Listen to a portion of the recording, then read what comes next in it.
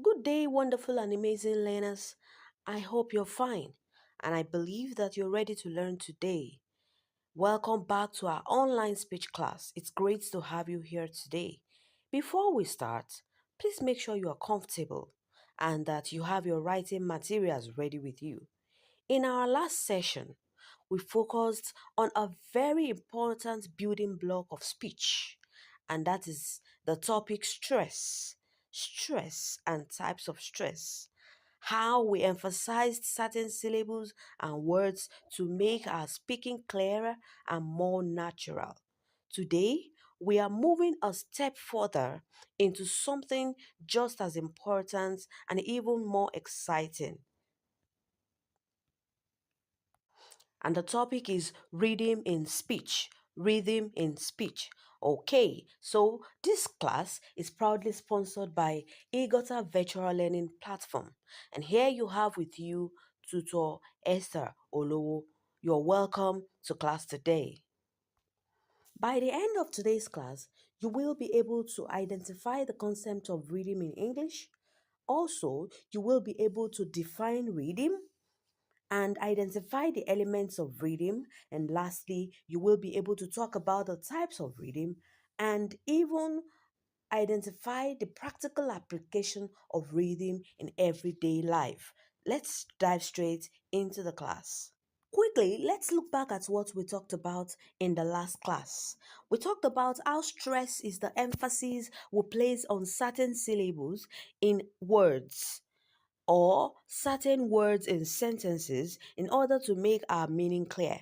Remember, some syllables are stressed while some are unstressed. That is, some syllables are stronger, longer, and louder, while others are softer and quicker. This pattern of stressed and unstressed syllables is not random. It follows a natural and important order in English. Now, here is what's important. Without stress, there is no rhythm. Okay, so you have to understand the concept of stress very well before you can understand the concept of rhythm. Stress creates the beats, and rhythm is the flow of those beats across a sentence. Stress creates the beats, just like in music. Stress creates the beats of our speaking, of our speech, and rhythm is the flow of those beats across a sentence in order to make our communication more effective and meaningful to the listener. Now, think of stress as the individual drum hits. When you hit a drum, the individual drum hits, and rhythm as the music they create when played together. So, if you truly want to understand rhythm, how to make your speech smooth, natural, expressive, and understandable, you first need to have a strong knowledge of stress. You have to know which words to emphasize when you speak. You have to know how to lighten less important words. Remember, we talked about content words and function words. So you have to lighten less important words and how to balance strong and weak sounds in speaking. So today's lesson will build on everything you already know about stress. So as we go along, I encourage you to keep stress in mind because it is the foundation that holds the rhythm of English together. Are you ready to explore how stress and rhythm come together to make your speech sound natural and powerful? Get ready to do that in today's class.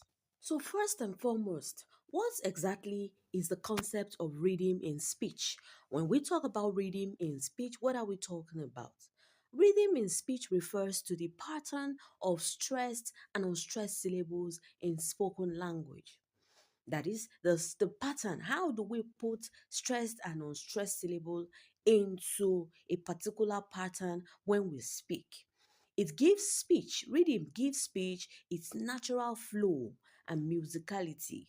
It makes our speech to appear meaningful and sensible.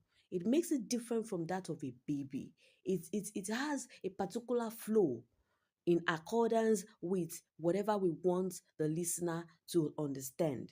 Remember, we have a particular flow for questions, we have a particular flow for answers, for ordinary statements, and so on. So, reading helps to give that flow and communicate the intention of the speaker to the listener effectively.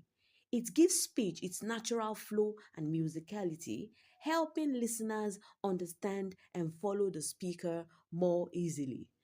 And so, in simple terms, rhythm in speech is the pattern of sounds, that is, the beats we create whenever we speak. It is the flow of stressed and unstressed syllable, and just like music has beats that we tap our feet to, our speech has its pattern that listeners tune to. Without rhythm, speech would sound robotic or confusing.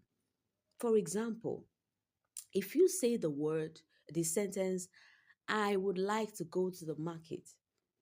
Now, I would like to go to the market could be said much more uh, better if we emphasize some words. For example, I would like to go to the market. I would like to go to the market. Is different from I would like to go to the market. Okay, so notice the alternation between strong and weak beats in the two sentences, and that is what we call reading.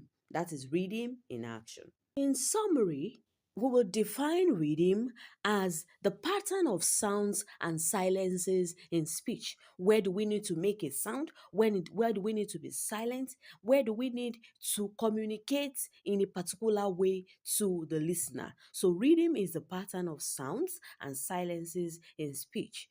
Two, it gives speech a musical quality that can enhance meaning.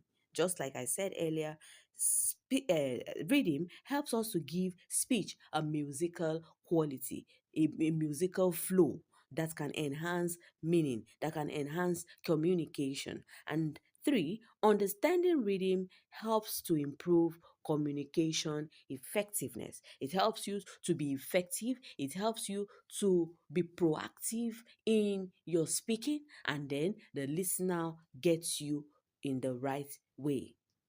Types of reading.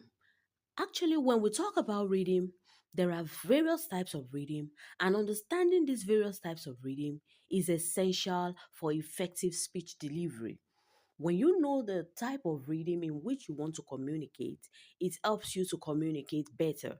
Each type offers unique characteristics that can be strategically employed during communication. By recognizing these types, speakers can enhance their effectiveness and engage their audiences more practically and more deeply. So, first of all, we have the regular reading. Regular reading is one, a consistent pattern of sounds and silence. A consistent pattern of sounds and silence is what we refer to as regular reading. And when we talk about regular reading, we're talking about a very important type of reading that is used in almost every communication we make. Regular reading happens when there is a steady, predictable beat in our speech. That is, when the listener is listening to you, he is able to predict how you move next in your communication, almost like a ticking clock or a marching drum. Each stressed syllable comes at nearly equal intervals, and the speech sounds are even more patterned. In music, it's like a steady, regular beat. One, two, three, four. One, two, three, four. For example, if I say, I like to eat and drink and sleep and run. I like to eat and drink and sleep and run. You can feel the steady beats. I like to eat and drink and sleep and run, almost like as if you're marching. So this kind of reading can make speech easy to follow. But if it is too regular, it can sound mechanical or boring. In English, natural speech usually avoids being too perfectly regular but it's still a good starting point for practicing timing and stress.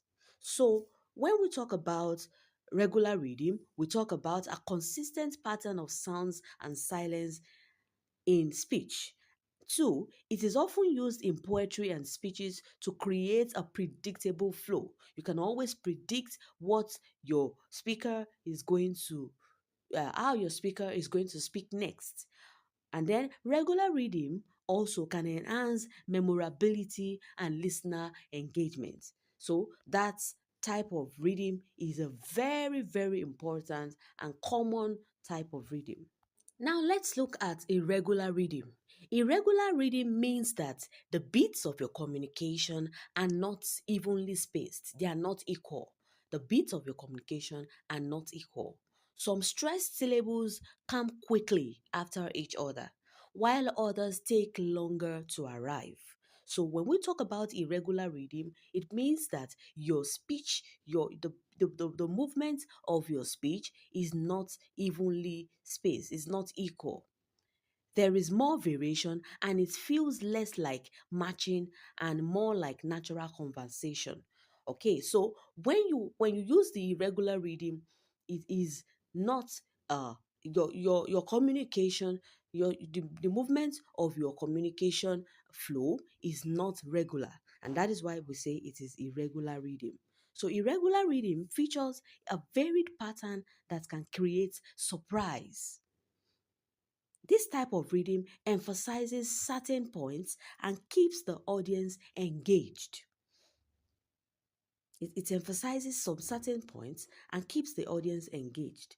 And three, it's often used in storytelling and persuasive speaking.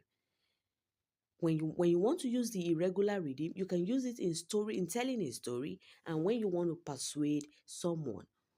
Okay, so the irregular reading is a type of reading that is different from the regular reading.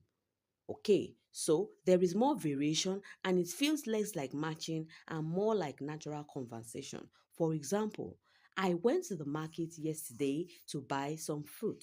Listen carefully. I went to the market yesterday to buy some fruit. Notice the stressed words are not evenly spaced. For example, Hi is stressed. Went is stressed. Ma is stressed in market. And yesterday is also stressed. Buy is stressed. Fruit is also stressed. I went to the market yesterday to buy some fruit. So the stress words are not evenly spaced. Some come closer together, others have longer gaps. Irregular reading gives speech a more lively conversational feeling. It makes it more lively and not boring.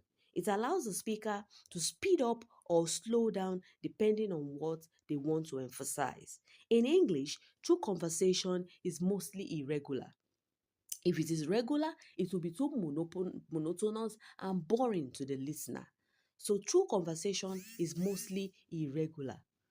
That's why learning to manage stress and rhythm together is so important to avoid sounding robotic and unnatural. So, irregular type of beat, the irregular type of reading is the most common when we want to tell a story or when we want to speak persuasively to the listener. And so it makes our listening much more um, persuasive, much more interesting, and it sounds less monotonous when we make use of the irregular reading. Finally, let's talk about natural reading. When we talk about natural reading, we're talking about the reading that mimics the inherent flow of conversation. That is, reading that tries to mimic what the conversation is presently all about. So it also reflects the way people speak in everyday situations. Natural reading reflects the way people speak in everyday situations. And three, using a natural reading can help the speaker connect more authentically with the audience. So, what are we trying to say? When we use the natural reading, it is a perfect balance between the regular and the irregular reading. It's the way fluent English speakers speak naturally. the way they naturally stress and connect their words, making their speech sound smooth, expressive, and easy to listen to. Natural reading happens when content words, that is, nouns, main verbs, and adjectives, are stressed. Just as normal stress, how we stress content words, that is, nouns, main verbs, and adjectives. Natural reading makes use of it. Then, reading also does not stress function words such as articles, prepositions, and auxiliary verbs. They are usually unstressed and spoken quickly in natural reading. And there is a natural variation, that is, it is not uh, disturbing, it is not monotonous, it is not unnatural. So there is a natural variation in our speech. And so when we talk about the natural rhythm, we talk about that rhythm that is perfect. It is not too slow, it is not too fast, it is not too regular, it is not too irregular. It is just natural. For example, when we say she's going to visit a grandmother this weekend, in natural reading, you would say, she is going to visit a grandmother this weekend. She is going to visit a grandmother this weekend. The important words going, visit, grandmother, weekend get stressed, while the smaller words such as she's, to, she is, to, her, this are said slightly and quickly. So these are some of the things that you have to take note of when we are talking about the natural rhythm. The natural rhythm just talks about the the natural way of stressing words, how we stress content words and we do not stress function words. So natural rhythm also means adjusting your pace based on meaning. If you are excited, your reading might speed up. That is to show that you are excited. If you are serious or dramatic, you might have to slow down when you're serious or dramatic. So, in the flow of your speech, you slow down, but when you're excited, the flow of your speech it will speed up. Okay, can you get that difference? So, natural rhythm isn't perfectly regular and it's not completely irregular. What we are trying to say is that it's flexible based on the writer's mood, based on the writer's present state when speaking. So natural reading is flexible, it is musical and meaning driven. So in short, in summary, regular reading is useful for practice. Irregular reading is closer to real conversation, while natural reading is the perfect type of reading. It is the goal sounding, fluent, expressive, and clear type of reading. So those types of reading helps us to understand reading very well and we can imbibe it when we are speaking in our everyday conversation. Now let us look at the importance of reading in speech.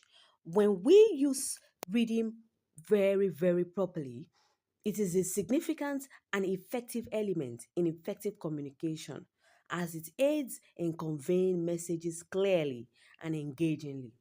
It plays a crucial role in shaping how the audience perceives and understands the information presented.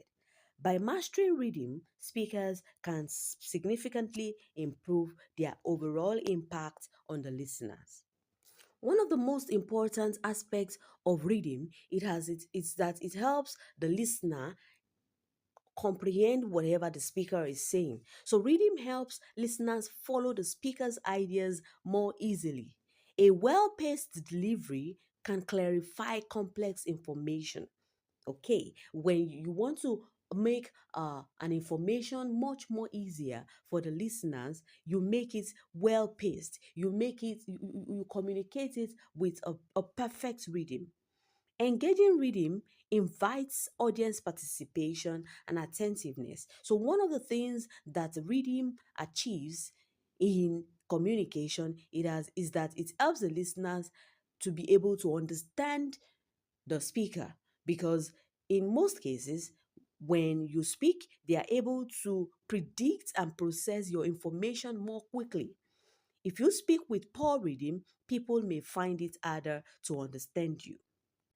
Another important aspect of reading is that it helps the audience to convey emotion. The reading can enhance emotional expression during a speech. Yes, if you communicate effectively, it arouses the emotion of your listeners, and so they are much more engaged.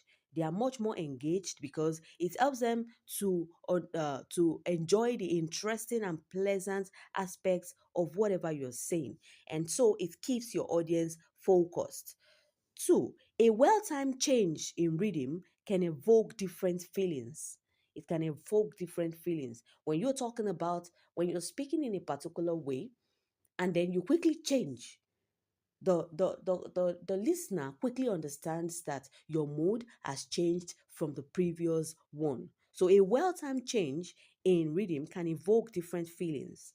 Three, emotionally charged rhythms can create a strong connection with the audience. And that is what we are talking about when we say that your rhythm conveys emotion. So when you are able to communicate and connect with your audience in or listener in a much more emotional way, it creates a strong connection between the speaker and the listener. Another importance of reading is that it improves memorability. Your audience is able to, or your listener is able to remember whatever you say perfectly when you use the correct rhythm. So, speeches with a strong rhythm are often more memorable for the audience. Two, patterns can help anchor key points in the listener's mind. When you use a good rhythmic pattern, you are able to anchor key points. Remember that we said that when you use that we can infuse rhythm and stress together. So the pattern of your rhythm can help anchor the key points that you want the listener to get. And three, rhythmic elements make the content more engaging and enjoyable. Just like in music, the musicality of your speech helps to make the content of your speech more engaging and enjoyable for your audience. So, when you speak and you create good meaning, you create good communication, you will be able to help your listeners to remember whatever you say very, very well, even after the conversation has ended. So, good reading is very, very important whenever we speak. Lastly, in today's class, let us look at how we can practically make use of reading in speech. Integrating reading into speech is essential for effective communication, and various strategies can be employed to enhance the rhythm of our speech and communication and create a more engaging delivery. Practicing these techniques allows speakers to captivate their audience and ensure their message resonates well with the audience. So, let us look at some tips that we can use to make our speech much more meaningful by using the correct rhythm, by applying it in everyday speech. One, practice stressing content words. Just like I said earlier, content words alone should be stressed when you are making use of stress. When you want to make use of stress in your speech, practice use stressing only content words. Remember, content words are nouns, main verbs, adjectives, and adverbs. Okay, so for example, if you say, I want to eat some pizza tonight, you have to emphasize only the content words. I want to eat some pizza tonight. I want to eat some pizza tonight. I want to eat some pizza tonight. Take note of the I want, eat, pizza, tonight. Those are the key words in that sentence, and other words should be unstressed. So you have to make sure that your content words are stressed and your function words are reduced and made shorter. So functions words like prepositions, articles, and conjunctions should be said quickly and lightly. Then shadow native speakers. you have to copy the way native speakers speak, how they rush in between their content words, how they rush in between their function words and make sure that their content words are much more capitalized in their speech. Choose a short speech clip. There are so many speech clips on the internet. Choose a very short one, listen carefully to it, then repeat whatever they say, but also the rhythm, pauses, and intonation. Make sure you repeat the rhythm, the pauses, and the intonation, and see how you can uh, fit into whatever is said. See how much you can mimic whatever is said. Start slow, then build up to the native speaker's speed. Then, 4, tap or clap the rhythm. Another thing you have to do, tap or clap to the rhythm of whatever you're listening to. Physically clapping or tapping to the rhythm while speaking can help internalize the beat of the language. You can get the beats clearly to yourself whenever you're speaking. For example, say a sentence like, she sells seashells by the seashore. She sells seashells by the seashores.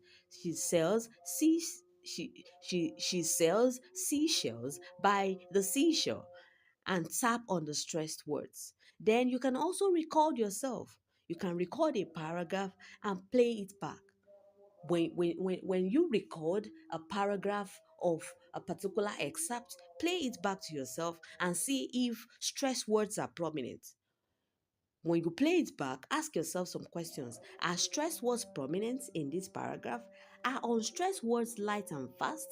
Is the reading flowing naturally?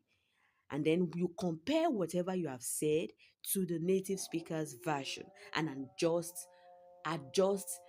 if need be. Adjust wherever you need to adjust. So these are some of the things that you can learn or do. You can practice in order to make sure that stress and reading are infused into your everyday conversation, even as a second learner, even as a second speaker of English. You know that English is our L2. It is not our native, it is not our native language as Nigerians.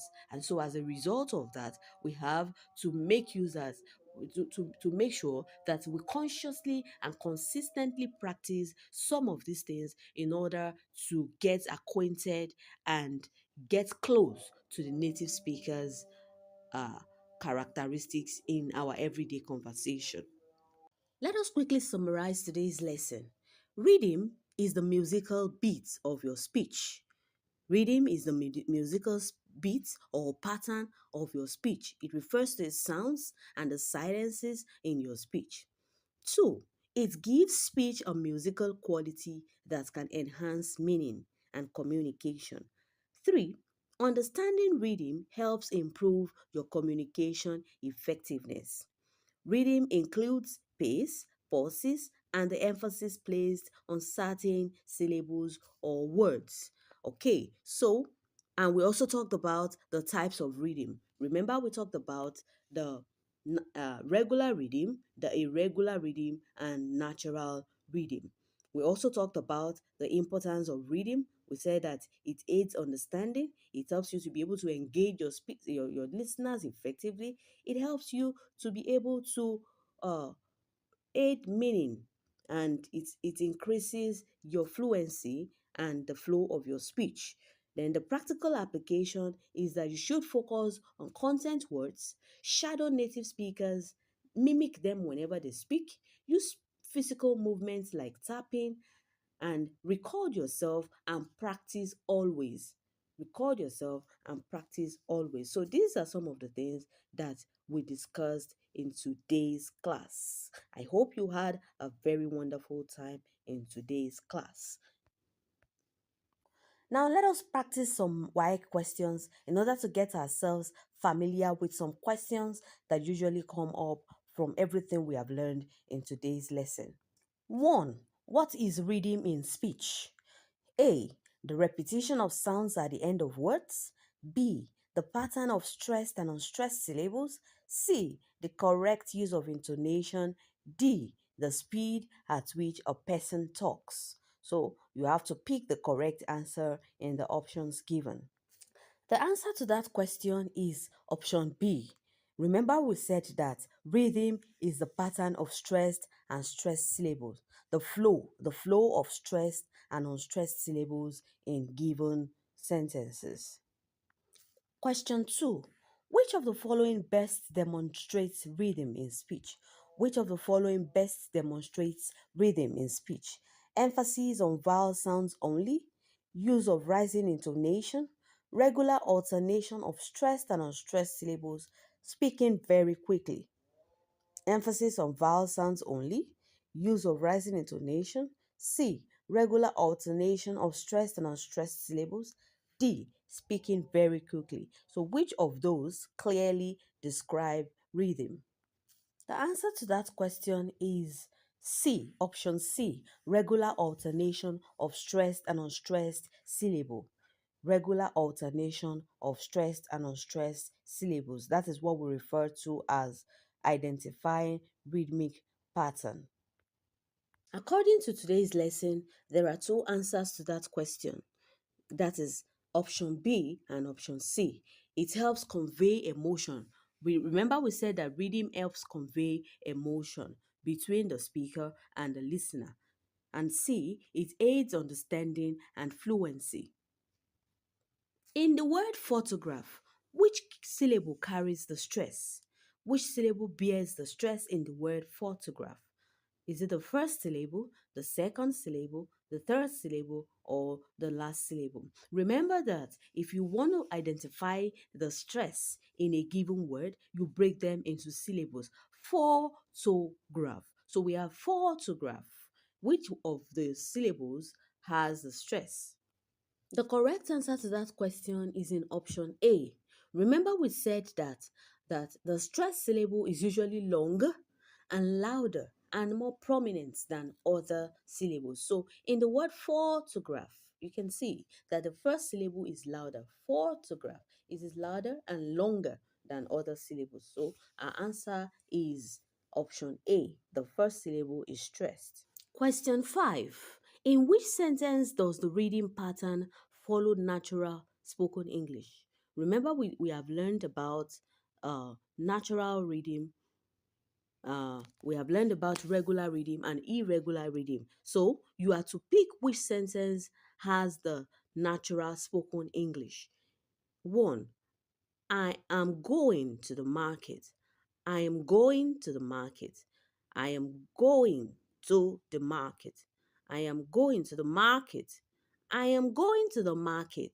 So, which of these speech sounds, which of these sentences follow the natural spoken English? The correct answer to that question is in option A, not option C. Correct answer to that question is in option A. Remember that we said that you should stress only content words and do not stress function words. I is a content word. Am is a content word. Going is a verb. And so the last part is stressed. Market. The first syllable in market is stressed. So we have to take note of that we should stress content words and we should not stress function words. So the function words, the content words have been stressed in the first sentence, and so that remains our answer. We have finally come to the end of today's speech class. I believe that you have learned a great deal in today's class and that you are going to practice and practice and practice again. You remember, speaking with good rhythm isn't about rushing, it's about knowing when to stress, when to lighten, and when to pause. Thank you for your attention. I will see you some other time. God bless you. Thank you. Bye.